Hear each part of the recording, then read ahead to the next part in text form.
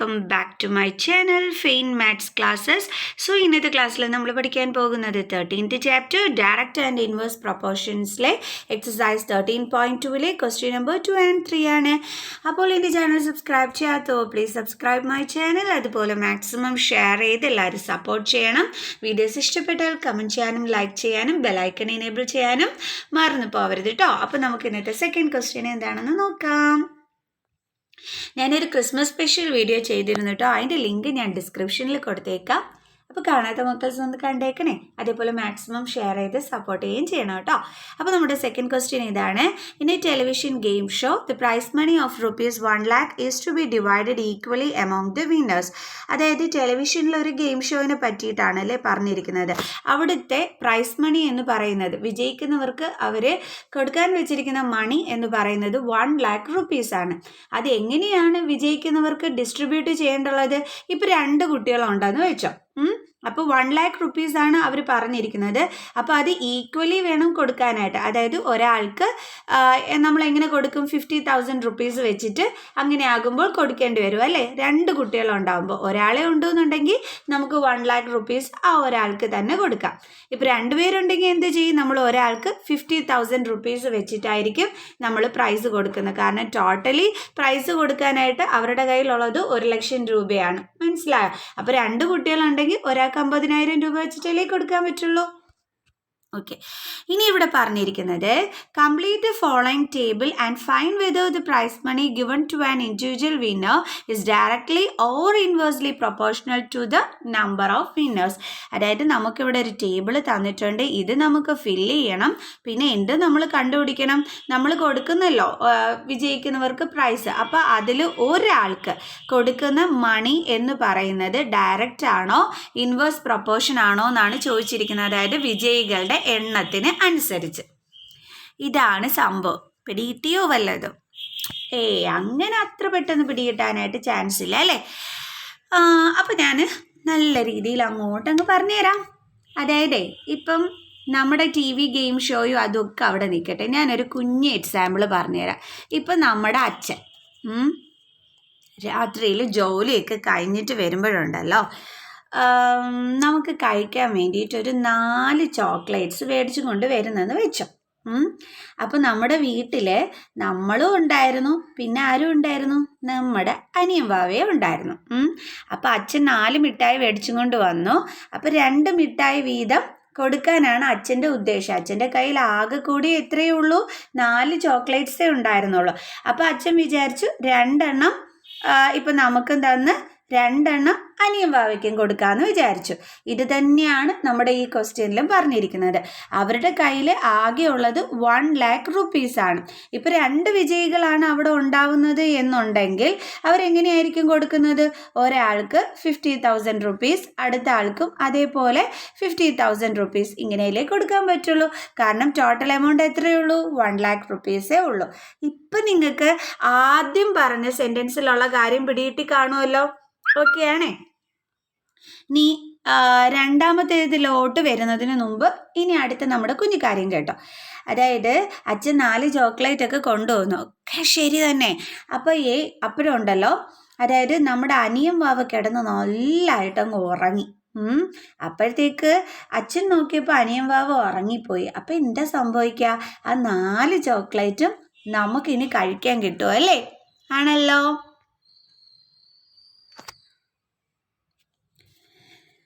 അങ്ങനെ ആയിരിക്കുമല്ലോ തീർച്ചയായിട്ടും സംഭവിക്കുന്നത്. പിന്നെ ചിലപ്പോൾ നമ്മൾ പിറ്റേ ദിവസത്തേക്കൊക്കെ 2 ചോക്ലേറ്റ് എടുത്ത് മാറ്റി വെച്ച് അനിയൻ വാവ എഴുന്നേൽക്കുമ്പോൾ കൊടുക്കാനോ സാധ്യതയുണ്ട് അല്ലേ? നമുക്ക് നല്ല മനസ്സാണെന്നുണ്ടെങ്കിൽ. ഇല്ലെങ്കിൽ നമ്മൾ എന്ത് ചെയ്യും? അച്ഛൻ്റെ കയ്യിൽ നിന്ന് പയ്യെ അനിയൻ വാവ കിടന്ന് ഉറങ്ങിയല്ലോ എന്ന് പറഞ്ഞിട്ട് 4 ചോക്ലേറ്റ് നമ്മൾ പുരട്ടി വാങ്ങിച്ചങ്ങ് കഴിക്കും അല്ലേ? സോ അതേപോലെ തന്നെയാണ് ഇവിടെയും. ഇപ്പോൾ ഒരു വിന്നർ മാത്രമേ ഉണ്ടായിരുന്നു എന്നുണ്ടെങ്കിൽ ആ ഒരു വിന്നറിനായിരിക്കും എന്ത് കിട്ടുന്നത്? ആ ₹1 lakh കിട്ടുന്നത്. പക്ഷെ വിന്നറുടെ എണ്ണം കൂടിക്കഴിഞ്ഞപ്പോൾ എന്താ പറ്റിയത്? ഒരാൾക്ക് ₹50,000 ആയിട്ട് കിട്ടുകയും മാത്രമേ ചെയ്യുള്ളൂ. അല്ലേ? നമ്മൾ ഈ ചോക്ലേറ്റ് പറഞ്ഞ കണക്ക് ഇപ്പം അനിയൻ ബാബു ഉണർന്നിരുന്നെന്നുണ്ടെങ്കിൽ രണ്ടുപേർക്കും ഈ 2 ചോക്ലേറ്റ് വീതവേ കിട്ടത്തോളായിരുന്നു. അനിയൻ ബാബു ഉറങ്ങിക്കഴിഞ്ഞപ്പോഴത്തേക്ക് എന്താ പറ്റി? നമുക്ക് ഒരാൾക്ക് ഫുൾ ചോക്ലേറ്റും തിന്നാനായിട്ട് കിട്ടി. അപ്പം ഇതിൽ നിന്ന് നിങ്ങൾ എന്താ മനസ്സിലാക്കിയത്? ആളിൻ്റെ എണ്ണം കൂടിയപ്പോഴത്തേക്ക് പ്രൈസ് മണിയിൽ എന്താ സംഭവിച്ചത്? ഒരാൾക്ക് കിട്ടുന്നത് കുറയാൻ തുടങ്ങി, അല്ലേ? ഒന്നും കൂടി ഞാൻ പറഞ്ഞുതരാം. ഒരാളുണ്ടായിരുന്നപ്പോൾ 1,00,000 രൂപ മൊത്തത്തോടുകൂടി അയാൾക്ക് തന്നെ കിട്ടി.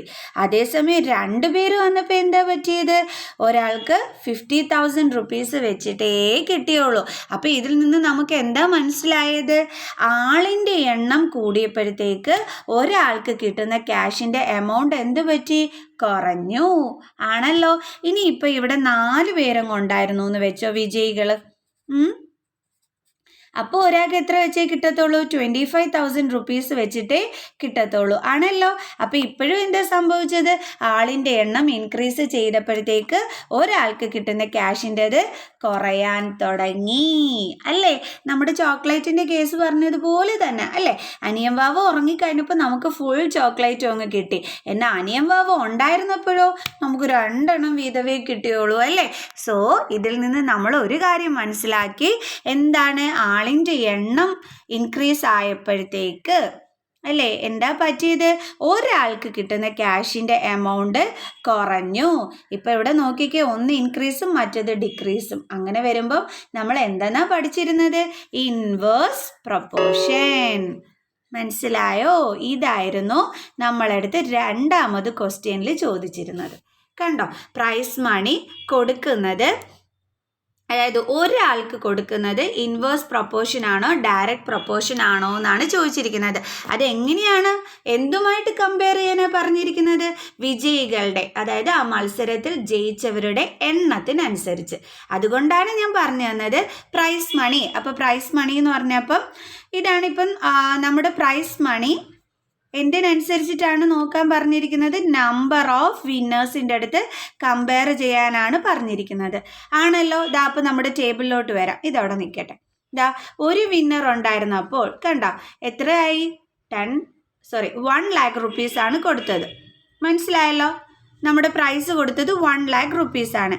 2 പേര് ജയിച്ചപ്പോൾ എന്താ പറ്റി? ഒരാൾക്ക് 50,000 റുപ്പീസ് വെച്ചിട്ടാണ് കിട്ടാൻ തുടങ്ങിയത്. ഇപ്പോൾ ഇവിടെ എന്താണ് സംഭവിച്ചത്? അതായത് വിന്നേഴ്സിൻ്റെ എണ്ണം കൂടിയപ്പോഴത്തേക്ക് ക്യാഷ് കിട്ടുന്ന ഒരാൾക്ക് ക്യാഷ് കിട്ടുന്നത് ഡിക്രീസായി. ഇപ്പം പിടികിട്ടിയാ? അപ്പം നമുക്ക് എന്താണെന്ന് പിടികിട്ടിയത്? ഇൻവേഴ്സ് പ്രൊപ്പോർഷൻ ആണെന്ന് പിടികിട്ടി. എനിക്ക് തോന്നുന്നു എൻ്റെ മക്കൾസിന് ഇപ്പം മനസ്സിലായി കാണുമെന്ന് എങ്ങനെയാണ് ഞാൻ ഇൻവേഴ്സ് പ്രൊപ്പോർഷൻ തിരഞ്ഞെടുത്തതെന്ന്. കാരണം ആകെയുള്ള നമ്മുടെ കയ്യിലുള്ള എമൗണ്ട് 1 lakh ആണ്. അതിൽ ഒരു എമൗണ്ട് പോലും കൂടുതലായിട്ട് നമ്മുടെ കയ്യിലില്ല കൊടുക്കാൻ. അപ്പം ആളിൻ്റെ എണ്ണം കൂടിയ നമ്മൾ എന്ത് ചെയ്യും? അതിനനുസരിച്ച് നമ്മൾ ഒരാൾക്ക് കൊടുക്കുന്ന ക്യാഷിൻ്റെ എമൗണ്ട് അങ്ങ് കുറയ്ക്കും, ആണല്ലോ. അപ്പം നമ്മൾ പഠിച്ചിട്ടുണ്ട്, ഒന്ന് കൂടുമ്പോൾ മറ്റൊന്ന് കുറഞ്ഞാൽ അത് ഇൻവേഴ്സ് പ്രൊപ്പോർഷൻ ആയിരിക്കും. അല്ലെങ്കിൽ ഒന്ന് കുറയുമ്പോൾ മറ്റൊന്ന് കൂടിയാൽ എന്തായിരിക്കും? അതും ഇൻവേഴ്സ് പ്രൊപ്പോർഷൻ ആയിരിക്കും എന്നൊക്കെ നമ്മൾ പഠിച്ചിട്ടുണ്ട്. അപ്പോൾ ഇനി നമുക്ക് ഇതിപ്പം ഇൻവേഴ്സ് പ്രൊപ്പോർഷൻ ആണെന്നൊന്ന് എടുത്ത് എഴുതാം, അല്ലേ? നമുക്ക് എഴുതാം. Prize money given to an individual is inversely proportional to the number of winners. Okay, അങ്ങനെ നമ്മൾ എഴുതി കഴിഞ്ഞു. ഇനി അടുത്തത് നമുക്ക് ഈ ടേബിൾ ഫില്ല് ചെയ്യണം. അപ്പോൾ ഇൻവേഴ്സ് പ്രൊപ്പോർഷൻ ആകുമ്പോഴത്തേക്ക് നമ്മൾ എങ്ങനെയാണ് കണ്ടുപിടിക്കുക? നമ്മൾ എങ്ങനെയാണ് ചെയ്യുന്നതെന്ന് അറിയാം. അതാ ഈ നമ്പർ ഓഫ് വിന്നേഴ്സിനെ നമുക്ക് എക്സുമായിട്ട് എടുക്കാം. പ്രൈസ് ഫോർ ഈച്ച് വിന്നർ, അതായത് ഒരു ജയിക്കുന്ന ഒരാൾക്ക് കിട്ടുന്ന പ്രൈസ് എന്ന് പറയുന്നതിനെ നമുക്ക് y ആയിട്ടും എടുക്കാം. അങ്ങനെയാണെന്നുണ്ടെങ്കിൽ ഇതെന്തായിരിക്കും? x1, ഇതെന്തായിരിക്കും? y1, ഇതെന്തായിരിക്കും? x2, ഇതെന്തായിരിക്കും? y2. ഇതിനെ നമുക്ക് എന്തായിട്ട് എടുക്കാം? x3, ഇതിനെ നമുക്ക് y3 ആയിട്ട് എടുക്കാം. ഇതിനെ നമുക്ക് x4 എന്ന് എടുക്കാം, ഇതിനെ നമുക്ക് y4 എന്ന് എടുക്കാം. ഇതിനെ നമുക്ക് x5 എന്നെടുക്കാം, ഇതിനെ നമുക്ക് y6 എന്നെടുക്കാം, സോറി y6 അല്ല y5. ഓക്കെ, ഇതിനെ നമുക്ക് h6 എന്നെടുക്കാം, ഇതിനെ നമുക്ക് y6 എന്നെടുക്കാം, ഇതിനെ നമുക്ക് h7 എന്നെടുക്കാം, ഇതിനെ നമുക്ക് y7 എന്നെടുക്കാം. കണ്ടുപിടിക്കണ്ടേ നമുക്ക്?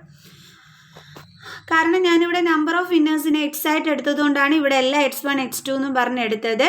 ഒരു ആൾക്ക് കിട്ടുന്ന പ്രൈസ് നമ്മൾ y ആയിട്ട് എടുത്തത് കൊണ്ടാണ് ഇവിടെ എല്ലാം y1 y2 എന്നും പറഞ്ഞെടുത്തത്. ഇനി നമ്മൾ ഇൻവേഴ്സ് പ്രൊപ്പോർഷൻ ആകുമ്പോൾ എങ്ങനെയാണെന്നറിയാൻ നോക്കേണ്ടത്. അതായത് x1 y1ൻ്റെ പ്രോഡക്റ്റ് എന്തിന് ഈക്വൽ ആയിരിക്കണം? x2 y2ന് ഈക്വൽ ആയിരിക്കണം. അതേപോലെ തന്നെ x2 y2ന് അതിൻ്റെ പ്രോഡക്റ്റ് എന്തിന് ഈക്വൽ ആയിരിക്കണം? x3 y3. അതെന്തിന് ഈക്വൽ ആയിരിക്കണം? x4 y4. അതായത് ഇതിൻ്റെ ഓരോന്നിൻ്റെയും പ്രോഡക്ട്സ് കംപ്ലീറ്റ് എന്തായിരിക്കണം? ഈക്വൽ ആയിരിക്കണം. അതായത് ഇൻവേഴ്സ് പ്രൊപ്പോർഷനിൽ ഇതുപോലെ വേണം വരാനായിട്ട്. x1 y1 is equal to x2 y2 is equal to x3 y3 is equal to x4 y4 is equal to ഇങ്ങനെ അങ്ങ് പോകും അല്ലേ? കോൺസ്റ്റൻ്റ് ആയിരിക്കും, അതായത് ഈക്വൽ ആയിരിക്കും എല്ലാം തന്നെ വരുന്നത്. മനസ്സിലായോ? അപ്പോൾ ഈ ഒരു രീതിയിൽ വേണം നമ്മൾ ഇൻവേഴ്സ് പ്രൊപ്പോർഷനിൽ ആൻസേഴ്സ് കണ്ടുപിടിക്കാനായിട്ട്. ഇവിടെ പ്രോഡക്റ്റ് ആണ് ഈക്വൽ ആയിട്ട് നമ്മൾ എടുക്കുന്നത്. ഡയറക്റ്റ് പ്രൊപ്പോർഷനിലായിരുന്നപ്പോൾ നമ്മൾ എങ്ങനെയാണ് ചെയ്തത്? അതിൻ്റെ റേഷ്യോസ് ഈക്വൽ ആണെന്ന് പഠിച്ചു അല്ലേ? ഇതേപോലെയായിരുന്നു നമ്മൾ ചെയ്തുകൊണ്ടിരുന്നത്.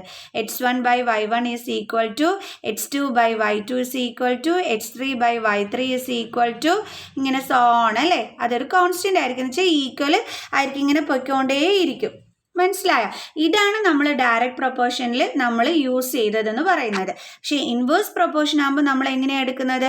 ഇവർ തമ്മിലുള്ള പ്രോഡക്ട്സ് ഈക്വൽ ആണെന്നുള്ള രീതിയിലാണ് എടുക്കുന്നത്. അതായത് x1 y1ൻ്റെ പ്രോഡക്റ്റ് എന്തിന് ഈക്വൽ ആയിരിക്കും? x2 y2. അത് x3 y3ക്ക് ഈക്വൽ ആയിരിക്കും. അങ്ങനെ അങ്ങ് പൊയ്ക്കൊണ്ടേയിരിക്കും. പിടികിട്ടിയല്ലോ? അപ്പോൾ നമുക്ക് ഇത് യൂസ് ചെയ്തിട്ട് നമുക്ക് ഇവിടുത്തെ വാല്യൂസ് ഒക്കെ കണ്ടുപിടിക്കാം. First one x1 into y1 is equal to x3 into y3 ഇത് നമുക്ക് പറയാം അല്ലേ? അപ്പോൾ നമുക്ക് ചെയ്യാം. ഇതെല്ലാം ഈക്വൽ ആയതുകൊണ്ടാണ് നമ്മൾ അങ്ങനെ എടുക്കുന്നത്. ഓക്കെ, അപ്പോൾ നമുക്ക് പറയാം x1 y1 is equal to x3 y3. കണ്ടോ? എല്ലാം ഈക്വൽ ആണല്ലോ. അപ്പോൾ നമുക്ക് തീർച്ചയായിട്ടും ആദ്യത്തെ ഇതും x3 y3യും ഈക്വൽ ആണെന്ന് തന്നെ നമുക്ക് പറയാം. അപ്പോൾ x1 y1 എന്ന് പറയുമ്പോൾ എന്താണ് അവിടെ ഉള്ളത്? 1ഉം 1 lakh. അപ്പോൾ നമുക്ക് എഴുതാം 1 into 1 lakh is equal to x3 എന്ന് പറയുന്നത് എത്രയാണ് ഇവിടെ? 4 ഇൻറ്റു y3 നമുക്കില്ല. അപ്പോൾ ഇതെങ്ങനെ എഴുതാം നമുക്ക്? 1 ഇൻറ്റു 1 lakh എന്ന് പറയുമ്പോഴത്തേക്ക് 1 lakh is equal to 4 into y3 എന്ന് പറഞ്ഞാൽ എത്രയാണ്? 4y3. ഇനി നമുക്ക് y3യുടെ വാല്യൂ കണ്ടുപിടിക്കാൻ എന്ത് ചെയ്താൽ മതി? y3 is equal to 1 lakh divided by 4 ചെയ്താൽ മതി അല്ലേ? അപ്പോൾ നമുക്ക് എന്താ ആൻസർ കിട്ടുന്നതെന്ന് നോക്കാം, കണ്ടുപിടിക്കാം നമുക്ക്. 1 2 3 4 5. Okay, 4 2s are 8. ഈ എന്താണ് ഡിവൈഡ് ചെയ്യുന്നത് എല്ലാവരും ശ്രദ്ധിച്ചിരുന്ന് കണ്ടോണേ. കാരണം സീറോസ് വരുമ്പോൾ നിങ്ങൾക്ക് ഭയങ്കര ഡൗട്ടാണ്. ഞാൻ 10 ആയിട്ട് എടുത്തു. അപ്പോൾ 4 2s are 8 മൈനസ് ചെയ്യുമ്പോൾ നമുക്ക് 2 കിട്ടും. അടുത്ത് എന്ത് ചെയ്യും? നമ്മൾ 0 ഇതിൻ്റെ കൂടെ എടുത്ത് എഴുതും. അപ്പോൾ നമുക്ക് എത്രയായി? 20. ഇനി നമുക്കറിയാം 5 4s are 20. അപ്പോൾ അത് നമ്മളിവിടെ എടുത്ത് എഴുതി. മൈനസ് ചെയ്തപ്പോൾ 0 കിട്ടി. അപ്പോൾ ഇനി എന്താണ്? കുറേ സീറോസ് ആണല്ലേ ഇവിടെ ഉള്ളത്. കണ്ടോ? 3 സീറോസ് ആണ് ഉള്ളത്. അത് നമ്മൾ എന്ത് ചെയ്യണം? അതിൻ്റെ മുകളിലങ്ങ് ഇട്ട് കൊടുക്കണം. അപ്പോൾ ഇവിടെ എത്രയാണ് കിട്ടിയത്? 25,000. താഴോട്ട് 0 0 എന്ന് നമ്മളിങ്ങനെ എഴുതി വെച്ചിട്ട് കാര്യമില്ല. അപ്പോൾ മുകളിൽ നമുക്ക് സീറോസ് ഇട്ട് കൊടുത്താൽ മതി. ബാക്കിയുള്ളതെല്ലാം കംപ്ലീറ്റ് സീറോസ് ആണല്ലോ. അപ്പോൾ നമുക്ക് 1 lakh ഡിവൈഡഡ് ബൈ 4 എത്ര ആൻസർ കിട്ടിയത്? 25,000. അങ്ങനെ നമ്മൾ y3യുടെ വാല്യൂ ഇവിടെ കണ്ടെത്തി. നമുക്കൊരു കാര്യം ചെയ്യാം, ഈ ബോക്സിൽ എടുത്ത് എഴുതാം. നമുക്ക് എത്ര കിട്ടിയത്? y3 25,000. ഓക്കെ, ഇനി അടുത്തത് എന്താണ്? x4 y4. നമുക്ക് y4ൻ്റെ വാല്യൂ കണ്ടുപിടിക്കണം. നേരത്തെ ചെയ്തതുപോലെ തന്നെ നമുക്ക് എന്ത് ചെയ്യാം? x1 into y1 is equal to x4 into y4 എന്ന് എഴുതാം. കാരണം എല്ലാം ഈക്വൽ ആണല്ലോ. x1 y1 is equal to x4 into y4. x1 y1 നമുക്കറിയാം 1 into 1 lakh ആണെന്നുള്ളത്. x4ൻ്റെ വാല്യൂ അവിടെ 5 ആണ് ഇൻറ്റു y4. അപ്പോൾ നമുക്ക് എങ്ങനെ എഴുതാം? 1 lakh is equal to 5y4. 5 into y4 എന്ന് വെച്ചാൽ 5y4. ഇനി നമുക്ക് ഇതിൽ നിന്ന് y4ൻ്റെ വാല്യൂ കണ്ടുപിടിക്കാം. നമുക്ക് അതാണല്ലോ വേണ്ടുള്ളത്. അതിന് എന്ത് ചെയ്താൽ മതി? 1 lakh ഡിവൈഡഡ് ബൈ 5. നമുക്ക് ഇവിടെ വെച്ചിട്ട് തന്നെ അങ്ങ് കട്ട് ചെയ്യാം. 5 ones are 5, 5 twos are 10. Balance ഉള്ള 4 സീറോസും കൂടെ എഴുതി വെച്ചാൽ മതി. അപ്പോൾ എത്രയാണ് കിട്ടിയത്? 20,000.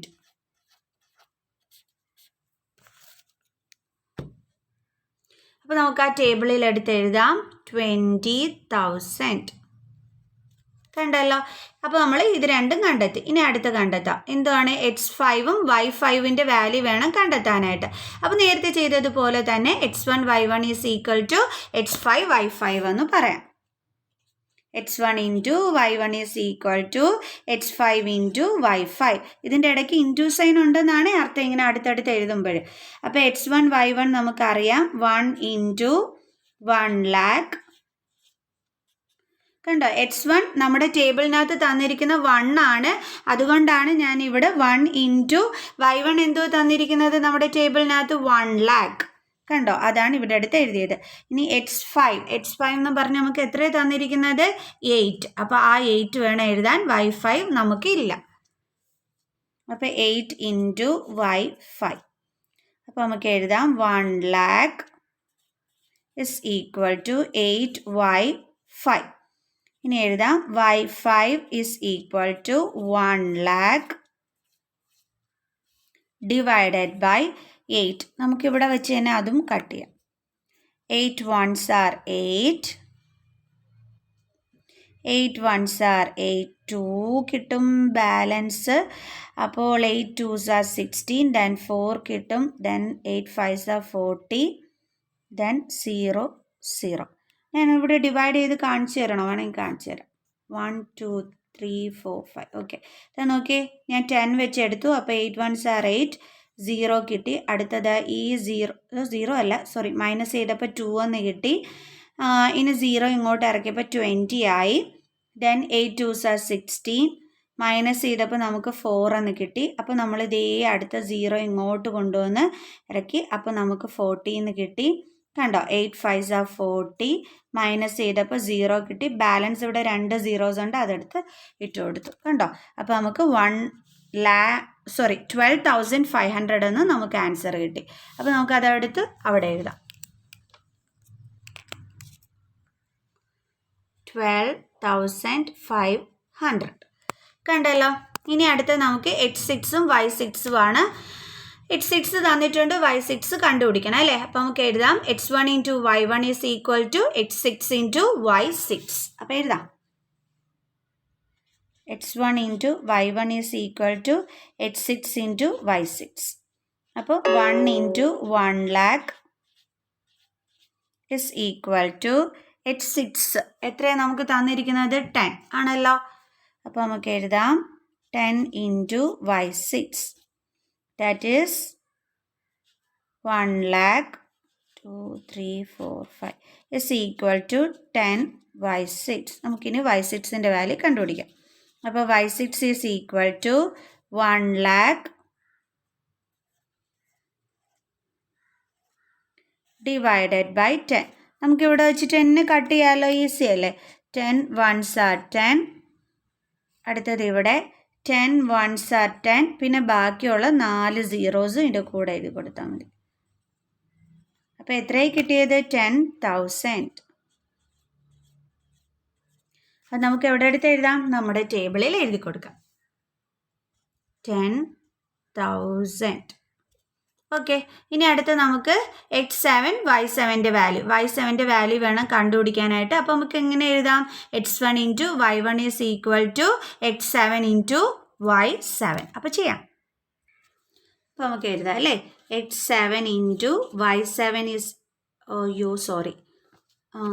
x1 into y1 is equal to x7 into y7 അങ്ങനെ വേണം എഴുതാൻ. അപ്പോൾ x1 എത്രയായിരുന്നു 1ഉം y1 എത്രയായിരുന്നു 1 lakh. അപ്പോൾ എഴുതാം 1 into 1 lakh is equal to x7 എത്രയാണ് നമുക്ക് തന്നിരിക്കുന്നത് 20. അപ്പോൾ 20 ഇൻറ്റു y7 1 ഇൻറ്റു 1 lakh എന്ന് പറയുമ്പോൾ 1 lakh is equal to 20 into y7 എന്ന് പറയുമ്പോൾ 20 y7 then y7 is equal to 1 lakh divided by 20. അപ്പോൾ നമുക്കിത് എങ്ങനെ ചെയ്യാൻ പറ്റും? ഈസി ചെയ്യാനായിട്ട് ഇതാ ഈ സീറോയും ക്യാൻസലായി. ഇനി 2 കൊണ്ട് നമുക്കിതിനെ കട്ട് ചെയ്യാം. 2 1s are 2. നോക്കിക്കേ 2 5s are 10. ബാക്കിയുള്ള 3 zeros 1 2 3. അപ്പോൾ എത്രയാണ് കിട്ടിയത് നമുക്ക് 5000. അപ്പോൾ y7 എത്രയാണ് ഇവിടെ കിട്ടിയത് 5000. അത് നമുക്കിവിടെ എടുത്ത് എഴുതാം. അവർ പറഞ്ഞതുപോലെ അവർ പറഞ്ഞിരുന്നു കംപ്ലീറ്റ് ദ ഫോളോയിങ് ടേബിൾ. നമ്മൾ ഈ ടേബിൾ കംപ്ലീറ്റ് ചെയ്തു അല്ലേ? ഇത്രയേ ഉള്ളൂ നമ്മുടെ ആൻസർ എന്ന് പറയുന്നത്. എല്ലാം നമ്മൾ കറക്റ്റായിട്ട് കണ്ടുപിടിച്ച് കാണിച്ചു ആണല്ലോ. y7ഉം x1ഉം y1ഉം എല്ലാം നമ്മൾ അടിപൊളിയായിട്ട് കണ്ടുപിടിച്ചു കണ്ടല്ലോ. സോ നമുക്കിനി നെക്സ്റ്റ് ക്വസ്റ്റ്യനിലോട്ട് പോവാം. അടുത്ത question, Rahman is making a wheel using spokes. He wants to fit equal spokes in such a way that the angles between any pair of consecutive spokes are equal. Help him by completing the following table. അപ്പോൾ ഇതെങ്ങനെയാണ് ചെയ്യേണ്ടത് പറഞ്ഞുതരാം കേട്ടോ. അതായത് നമ്മുടെ റഹ്മാൻ വീലുകൾ ഉണ്ടാക്കി. Spokes use ചെയ്തിട്ടാണ് വീലുകൾ ഉണ്ടാക്കിയത്. ഇതാണ് സ്പോക്സ് എന്ന് ഇവിടെ പറഞ്ഞിരിക്കുന്നത്. ഓക്കെ, ആ ക്രോസ് പീസുകൾ. ഈ ക്രോസ് പീസുകൾ ഇതാണ് നമ്മളെടുത്ത് എന്താണ് പറഞ്ഞിരിക്കുന്നത് സ്പോക്സ് എന്ന് പറഞ്ഞിരിക്കുന്നത്. ആ സ്പോക്സിൻ്റെ കാര്യം എങ്ങനെയാണ് പറഞ്ഞിരിക്കുന്നത്?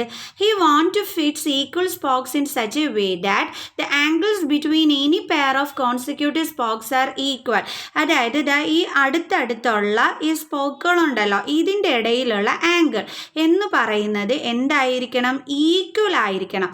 ആ രീതിയിൽ വേണം എന്താണ് റഹീമിന് ഈ സ്പോക്ക് ഉണ്ടല്ലോ അതായത് ഈ ക്രോസ് കൊടുത്തിരിക്കുന്ന ഇത്. ഓക്കെ, ഈ ക്രോസ് പീസസ് എന്ത് ചെയ്യാനായിട്ട്? ഫിറ്റ് ചെയ്യാനായിട്ട്. അപ്പം നമ്മളെടുത്ത് പറഞ്ഞിരിക്കുന്നത് അദ്ദേഹത്തിന് ഹെൽപ്പ് ചെയ്യുക ഈ ടേബിൾ കംപ്ലീറ്റ് ചെയ്തും കൊണ്ട്. അപ്പം ഞാൻ ഒന്നും കൂടി പറഞ്ഞുതരാം. ഇപ്പോൾ ഇവിടെ ആദ്യത്തെ ഇതിൽ കൊടുത്തിരിക്കുന്ന നമ്പർ ഓഫ് സ്പോക്സ് 4. അപ്പോൾ ഒരു വീലുണ്ട്. അപ്പോൾ ആ വീലിൻ്റെ സ്പോക്കുകൾ 1 2 3 4 4 സ്പോക്ക് ഉണ്ടെന്നാണ് പറഞ്ഞിരിക്കുന്നത് ആണല്ലോ. ഓക്കെ, കണ്ടോ? ഇങ്ങനത്തെ 4 സ്പോക്കുകളാണ് ഉള്ളത്.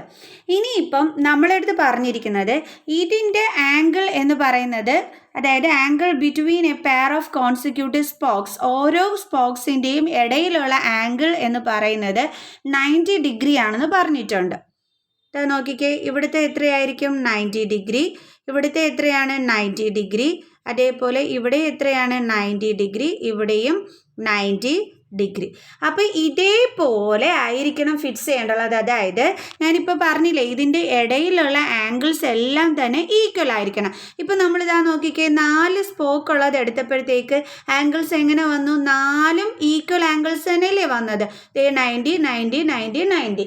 അല്ലാതെ ഇപ്പോൾ ഒരിടത്ത് 90 അല്ലെങ്കിൽ ഒരിടത്ത് 60 ഒരിടത്ത് 80 ഇങ്ങനെയൊന്നും വരാൻ പാടില്ലെന്നാണ് പറഞ്ഞിരിക്കുന്നത്. ഇതിൻ്റെ ഇടയിലുള്ള ആംഗിൾസ് ഈക്വൽ ആയിട്ട് വേണം വരാൻ. അങ്ങനെയുള്ള രീതിയിലാണ് നമ്മുടെ റഹീം ഇത് ഫിക്സ് ചെയ്യേണ്ടുള്ളത്. ഇപ്പം നിങ്ങൾക്ക് ഏതാണ്ട് മനസ്സിലായി കാണുമല്ലോ എന്താണ് സംഭവം എന്നുള്ളത്. ഓക്കെ, അടുത്തത് ഇനിയിപ്പോൾ 6 സ്പോക്ക് ഉണ്ടെന്നുണ്ടെങ്കിൽ അതിൻ്റെ ഇടയിലുള്ള ആംഗിൾസ് എങ്ങനെയായിരിക്കണം വരേണ്ടുള്ളത്? 60 ഡിഗ്രിയിലായിരിക്കണം വരേണ്ടുള്ളത്. 6 എണ്ണം ഉള്ളെടുത്ത് 1 2 3 4 5 6. അതായത് ഈ ഒരു വീല് നോക്കിക്കേ, ഇതിൻ്റെ ഇടയിലുള്ള ആംഗിൾസ് എങ്ങനെയായിരിക്കണം? എല്ലായിടത്തും 60 ഡിഗ്രി എന്നുള്ള രീതിയിൽ വേണം വരാനായിട്ട്. കണ്ടോ?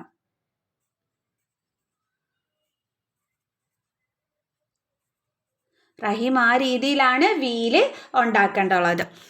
ഇനി നമ്മൾക്ക് നമ്മളടുത്ത് പറഞ്ഞിരിക്കുന്നത് ഈ ടേബിൾ ഫില്ല് ചെയ്യാനാണ്. ഇപ്പോൾ 8 സ്പോക്സ് ഉണ്ടെന്നുണ്ടെങ്കിൽ അതിന് എത്രത്തോളം ഡിഗ്രി ആയിരിക്കും, അതിൻ്റെ ഇടയിലുള്ള ആംഗിൾസ് എങ്ങനെയായിരിക്കും വരുന്നതെന്നുള്ളത് നമ്മൾ കണ്ടുപിടിക്കണം അല്ലേ. അതേപോലെ 10നും 12നും ഒക്കെ. അപ്പോൾ അതിന് വേണ്ടിയിട്ട് ആദ്യമേ നമ്മൾ എന്തറിയണം, ഈ ക്വസ്റ്റ്യൻ ഇൻവേഴ്സ് പ്രൊപ്പോർഷനിലാണോ ഡയറക്റ്റ് പ്രൊപ്പോർഷനിലാണോ ഉള്ളതെന്ന് അറിഞ്ഞാൽ മാത്രമേ നമുക്ക് ചെയ്യാനായിട്ട് പറ്റുള്ളൂ. സോ ഇനി എൻ്റെ മക്കൾസ് ഒന്ന് നോക്കിക്കേ. ജസ്റ്റ് ഇപ്പോൾ ഈ വീലിൻ്റെ ഇത് വെച്ചിട്ട് നമ്മൾ 4 സ്പോക്ക് എടുത്തപ്പോൾ കണ്ടോ, 4 സ്പോക്ക് എടുത്തപ്പോൾ 90 ഡിഗ്രി ആയിരുന്നു അതിൻ്റെ ഇടയിലുള്ള ആംഗിൾ. 6 എണ്ണം, അതായത് സ്പോക്കിൻ്റെ എണ്ണം ഇൻക്രീസ് ആയപ്പോഴത്തേക്ക് ഇടയിലുള്ള ആംഗിൾ എത്രയായിട്ട് മാറി? 60 ഡിഗ്രി ആയിട്ട് മാറി. അതായത് ആംഗിൾസ് കുറഞ്ഞു അല്ലേ. അതാണ് സംഭവിച്ചിരിക്കുന്നത്. അതായത് 4 എണ്ണം, ഇപ്പം നമ്മൾ ഇങ്ങനെ ഒരു വീല് വരച്ചിട്ട് അതിനൊരു 4 സ്പോക്ക് ഉണ്ടായിരുന്ന ടൈമിൽ കണ്ടോ,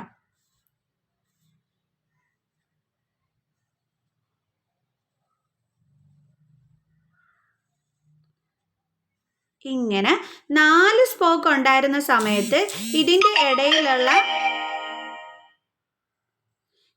ഇടയിലുള്ള ആംഗിൾ എന്ന് പറയുന്നത് 90 ഡിഗ്രി ആയിരുന്നു. കണ്ടല്ലോ. ഇനി ഇപ്പം 4 എണ്ണ ഉണ്ടായിരുന്നുള്ളല്ലോ, ഇതിൻ്റെ എണ്ണം കൂടിയപ്പോൾ ആ സ്പോക്കിൻ്റെ എണ്ണം ഒരു 6 എണ്ണമായിട്ട് അങ്ങ് കൂടി.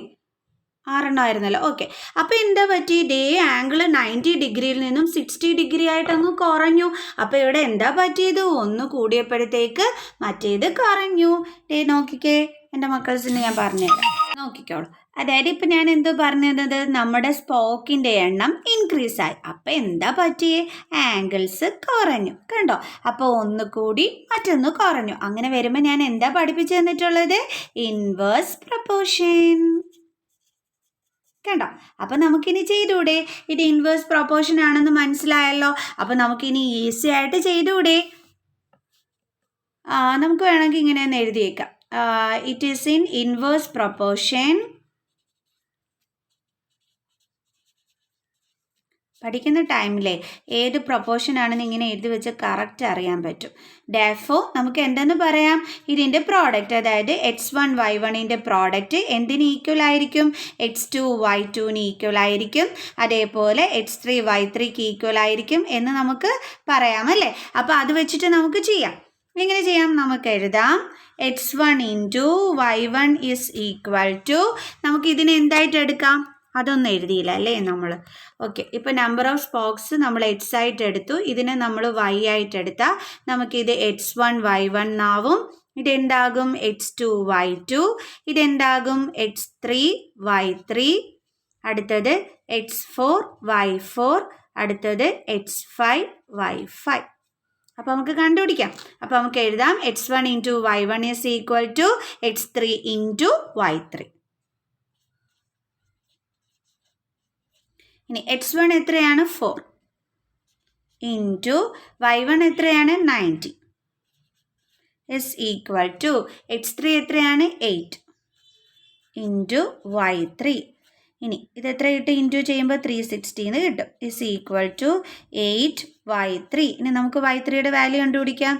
y3 is equal to 360 divided by 8. എത്ര കിട്ടും നമുക്ക്? ഡിവൈഡ് ചെയ്ത് നോക്കാം. 8 4s are 32, then 4 0 40 ആയി. 8 5s are 40. അപ്പോൾ നമുക്ക് എത്രയാണ് കിട്ടിയത്? 45 ഡിഗ്രി. ഇതേ കിട്ടി നമ്മുടെ y3. അപ്പോൾ നമുക്ക് എത്രയാണ് കിട്ടിയത്? 45 ഡിഗ്രി. അടുത്ത നമുക്ക് ഇതേപോലെ തന്നെ x4y4 വാല്യൂ, x4y4 അതായത് y4ൻ്റെ വാല്യൂ നമുക്ക് കണ്ടെത്താം. അപ്പോൾ നമുക്ക് എങ്ങനെ എഴുതണം അതിന്? x1y1 is equal to x4y4. x1y1 എന്ന് പറയുമ്പോൾ 4 into 90 is equal to x4 എത്രയാണ് ഇവിടെ? 10. അപ്പോൾ നമുക്ക് എഴുതാം 10 ഇൻറ്റു y4 നമുക്ക് അറിയില്ല, അതുകൊണ്ട് y4 തന്നെ എഴുതി. അപ്പോൾ 360 is equal to 10 into y4 എന്ന് പറയുമ്പോൾ 10y4. അപ്പോൾ നമുക്ക് എഴുതാം y4 is equal to 360 divided by 10. ഇതും വെട്ടിപ്പോയി. ബാക്കി ഇവിടെ എന്താ ഉള്ളത്? 36 ഡിഗ്രി. അപ്പോൾ നമുക്കിവിടെ ആൻസർ എഴുതാം 36 ഡിഗ്രി. ഓക്കെ, ഇനി അടുത്തത് അടുത്തത് ഇതേപോലെ തന്നെ x1 into y1 is equal to x5 into y5. അപ്പം നമുക്ക് എഴുതാം x1 into y1 is equal to x5 into y5. x1ഉം y1ഉം നമുക്കറിയാം 4ഉം 90ഉം ആണെന്ന്. അപ്പോൾ 4 into 90 is equal to x5 ഇവിടെ എത്രയാണ് 12. അപ്പോൾ നമുക്ക് എഴുതാം 12 ഇൻറ്റു y5. ഇനി നമുക്ക് കണ്ടുപിടിച്ചൂടെ ആൻസർ. അപ്പോൾ നമുക്ക് എഴുതാം 360 ഈസ് ഈക്വൽ ടു 12y5. അപ്പോൾ ഇനി നമുക്ക് y5ൻ്റെ ആൻസറാണ് വേണ്ടല്ലോ. അപ്പോൾ y5 ഈസ് ഈക്വൽ ടു 360/12. അറിയാലോ നമുക്ക് 12 3s ആണ് 36. അപ്പോൾ 30 ഡിഗ്രി. അപ്പോൾ എത്ര കിട്ടിയത് നമുക്ക് 30 ഡിഗ്രി ആണല്ലോ. കണ്ടോ? അപ്പോൾ 30 ഡിഗ്രിന്ന് നമുക്കിവിടെ ആൻസർ കിട്ടി. അപ്പോൾ നമുക്ക് നമ്മുടെ ടേബിളിനകത്ത് എടുത്ത് എഴുതാം. ഇവിടെ എത്രയാണ് കിട്ടിയത് 30 ഡിഗ്രി. കണ്ടല്ലോ. അപ്പോൾ ദേ നമ്മുടെ ടേബിൾ ഒന്ന് നോക്കിക്കേ എന്താ സംഭവിച്ചിരിക്കുന്നതെന്നുള്ളത്. ദേ സ്പോക്കിൻ്റെ എണ്ണം കൂടിയപ്പോഴത്തേക്ക് അല്ലേ, ഇവിടെ 4 ആയിരുന്നു, അപ്പോൾ 90 ഡിഗ്രി ആയിരുന്നു. പക്ഷേ 4ൽ നിന്നും 6ലോട്ട് ഇൻക്രീസ് ആയപ്പോൾ നമ്മുടെ ആംഗിൾ എന്ത് ചെയ്തു? ഡിക്രീസ് ആയി, കുറഞ്ഞു. കണ്ടോ? 6ൽ നിന്നും 8ലോട്ട് കൂടിയപ്പോൾ ആംഗിൾ 45 ആയി. അതായത് ആംഗിൾ കുറഞ്ഞു, 60ൽ നിന്നും 45ലോട്ട് കുറഞ്ഞു. അപ്പോൾ സ്പോക്കിൻ്റെ എണ്ണം കൂടിയപ്പോൾ ആംഗിൾ കുറയുകയാണ് ചെയ്യുന്നത്. അതുകൊണ്ട് നമുക്കിത് ഇൻവേഴ്സ് പ്രൊപ്പോർഷൻ ആണ് അല്ലേ. സോ ഇതിനെ ബേസ് ചെയ്ത് നമുക്ക് 3 ക്വസ്റ്റ്യൻസും കൂടി ഉണ്ട്. നമുക്ക് അതും കൂടി ഒന്ന് കണ്ടുപിടിക്കാം. ആദ്യത്തെ ക്വസ്റ്റ്യൻ ഇതാണ്. Are the number of spokes and the angle formed between the pairs of consecutive spokes in inverse proportion. അതായത് ഈ സ്പോക്കിൻ്റെ എണ്ണവും അല്ലേ അതേപോലെ തന്നെ അതിൻ്റെ ഇടയിലുള്ള ആംഗിളും ഇൻവേഴ്സ് പ്രൊപ്പോർഷനിലാണോ എന്നാണ് ചോദിച്ചിരിക്കുന്നത്. ഇൻവേഴ്സ് പ്രൊപ്പോർഷനിലാണല്ലോ. ഞാനിപ്പോൾ പറഞ്ഞു തന്നല്ലോ. 4ൽ നിന്നും 6ലോട്ട് കൂടിയപ്പോൾ ആംഗിൾ 90ൽ നിന്നും 60ലേക്ക് കുറഞ്ഞു. കണ്ടോ? സ്പോക്കിൻ്റെ എണ്ണം കണ്ടോ 4 എണ്ണേ ഉണ്ടായിരുന്നുള്ളൂ. അതങ്ങോട്ട് സ്പോക്കിൻ്റെ എണ്ണം കൂടിയപ്പോഴത്തേക്ക് എന്താ പറ്റിയത്? 90 ഡിഗ്രി ആയിരുന്ന ആംഗിൾ കുറഞ്ഞിട്ട് 60 ഡിഗ്രി ആയിട്ട് മാറി. അപ്പം ഒന്ന് കൂടിയപ്പോൾ എന്താ ചെയ്തത്? മറ്റൊന്ന് ഡിക്രീസ് ആവുകയാണ് ചെയ്തത്. അപ്പം നമ്മൾ പഠിച്ചു ഇൻവേഴ്സ് ആണെന്നുള്ളത്. അപ്പോൾ ഇവരും ചോദിച്ചിരിക്കുന്ന അതാണ്, അത് ഇൻവേഴ്സ് പ്രൊപ്പോർഷൻ ആണോ എന്ന്.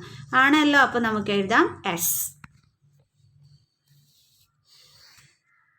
അടുത്തത് calculate angle between a pair of consecutive spokes on A wheel with 15 spokes. ഇനി നമ്മളടുത്ത് ചോദിച്ചിരിക്കുന്നത് 15 സ്പോക്കാണ് അതിൻ്റെ ഇടയിൽ ഉള്ളത് എന്നുണ്ടെങ്കിൽ, അതായത് 15 സ്പോക്കുള്ള ഒരു വീലാണ് ഉണ്ടാക്കുന്നതെങ്കിൽ അതിൻ്റെ ഇടയിലുള്ള ആംഗിൾ എന്തായിരിക്കും എന്നാണ് ചോദിച്ചിരിക്കുന്നത്.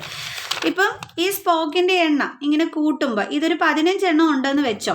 അപ്പോൾ അതിൻ്റെ ഇടയിലുള്ള ഈ ആംഗിൾസിൻ്റെ എണ്ണമാണ് നമ്മളെടുത്ത് ചോദിച്ചിരിക്കുന്നത്. Okay, clear? അപ്പോൾ നമുക്കത് കണ്ടുപിടിക്കാം. അതിനെന്താ ചെയ്യേണ്ടത്? ഫസ്റ്റ് ഓഫ് ഓൾ നമ്മളൊരു ടേബിൾ ക്രിയേറ്റ് ചെയ്യണം. നമുക്ക് എഴുതാം. ആദ്യത്തേതിനകത്ത് നമ്പർ ഓഫ് സ്പോക്സ്. ആരൊക്കെ തമ്മിലാണ് കമ്പയർ ചെയ്യേണ്ടുള്ളത്? സ്പോക്സിൻ്റെ എണ്ണവും അതിൻ്റെ ഇടയിലുള്ള ആംഗിൾ. അപ്പോൾ ആംഗിൾ ബിറ്റ്വീൻ കോൺസിക്യൂട്ടീവ് സ്പോക്സ് നമുക്ക് കണ്ടുപിടിക്കാം. അപ്പോൾ എന്താ ചോദിച്ചിരിക്കുന്നത്? 15 സ്പോക്ക് ഉള്ളതിൻ്റെ ആംഗിൾ എത്രയാണെന്നാണ് ചോദിച്ചിരിക്കുന്നത്.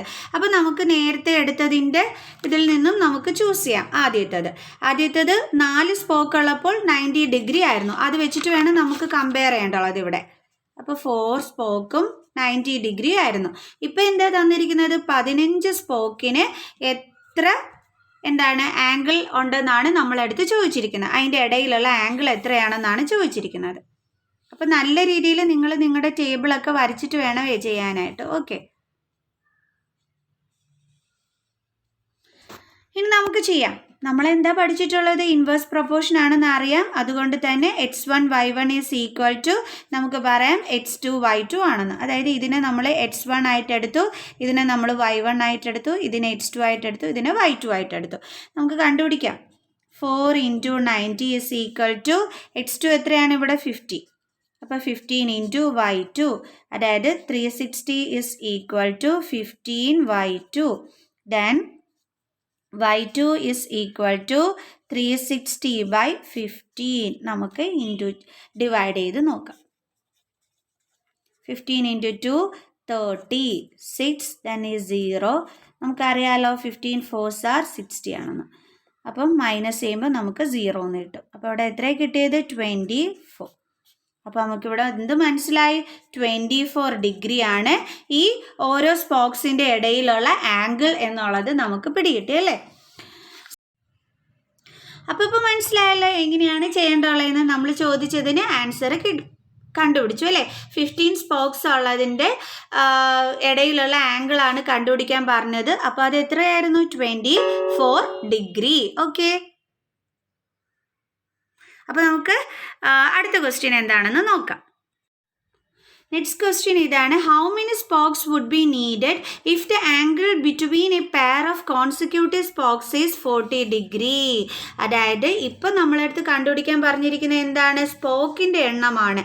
അതായത് ആ സ്പോക്കുകൾക്ക് ഇടയിലുള്ള ആംഗിൾ നമുക്ക് തന്നിട്ടുണ്ട് 40 ഡിഗ്രി ആണെന്ന്. അപ്പോൾ എത്രത്തോളം സ്പോക്ക് ഉള്ളതിനകത്താണ് 40 ഡിഗ്രി ആംഗിൾ വരുന്നതെന്നാണ് ചോദിച്ചിരിക്കുന്നത്.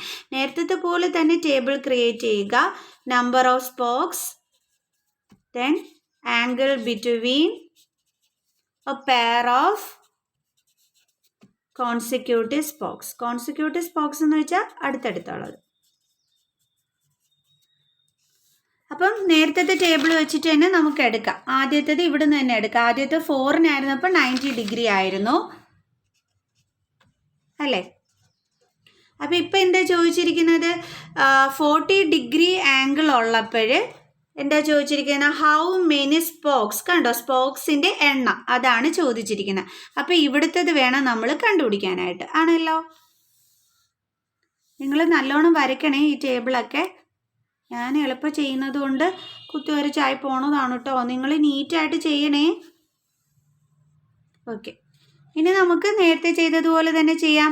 x1 y1 is equal to നമുക്ക് എന്തെഴുതാം? x2 y2 എന്ന് എഴുതാം. x1 ഇവിടെ എത്രയാണ് നമുക്ക് വന്നിരിക്കുന്നത്? 4 ആണ്. അപ്പോൾ 4 ഇൻറ്റു y1 എത്രയാണ്? 90 degree is equal to x2 നമുക്ക് അറിയത്തില്ല, അപ്പോൾ അത് അങ്ങനെ തന്നെ ഇടാം. y2 എത്രയാണ്? 40 ഡിഗ്രി അല്ലേ? അപ്പോൾ നമുക്കിത് എഴുതാം. 360 is equal to 40. x2 into 40 എന്ന് പറഞ്ഞാൽ എന്താണ്? 40 x2. അപ്പോൾ ഇനി നമുക്ക് x2ൻ്റെ വാല്യൂ കണ്ടുപിടിക്കാം. x2 is equal to 360 divided by 40. ദേ നമുക്ക് 0യും 0യും കട്ടായി പോകും. 4ൻ്റെ ടേബിൾസിൽ 36 ഉണ്ടല്ലോ. 4 1s are 4, 9 4s are 36. അപ്പോൾ എത്ര കിട്ടിയത്? 9 സ്പോക്സ് അല്ലേ? അപ്പം നമുക്ക് മനസ്സിലായി 40 ഡിഗ്രി ആണ് ഇടയിലുള്ള ആംഗിൾ എന്നുണ്ടെങ്കിൽ അതിന് എത്രത്തോളം സ്പോക്കാണ് ഉണ്ടാവുന്നത്? 9 എണ്ണമാണ് ഉണ്ടാവുന്നതെന്ന് മനസ്സിലായി. അപ്പോൾ അവർ പറഞ്ഞ കാര്യം നമ്മളിവിടെ കണ്ടുപിടിച്ചല്ലോ. അപ്പോൾ നമുക്ക് എല്ലാത്തിൻ്റെ ആൻസേഴ്സ് കിട്ടി. നമുക്കിനി ഇന്നത്തെ വീഡിയോയുടെ വൈൻഡ് അപ്പ് ചെയ്യാം. ദേ എൻ്റെ ഫോണിൻ്റെ ബാറ്ററി ചാർജും തീർന്നു, 2% ആയി. അപ്പോൾ ഇനി കൂടുതൽ സംസാരിച്ചുകൊണ്ടിരുന്നതിന് ഇപ്പോൾ ഫോൺ സ്വിച്ച് ഓഫ് ആവും. അതുകൊണ്ട് ഞാൻ നിർത്തിയാണ് കേട്ടോ. അപ്പോൾ നമുക്ക് നെക്സ്റ്റ് ക്ലാസ്സിൽ കാണാം. ചാനൽ സബ്സ്ക്രൈബ് ചെയ്യാനും കമൻറ്റ് ചെയ്യാനും ലൈക്ക് ചെയ്യാനും ബെലൈക്കൺ ഇനേബിൾ ചെയ്യാനും ഒന്നും എൻ്റെ മക്കൾസ് മറന്നു പോകരുത് കേട്ടോ. അപ്പോൾ നമുക്ക് നെക്സ്റ്റ് ക്ലാസ്സിൽ കാണാം. Bye students.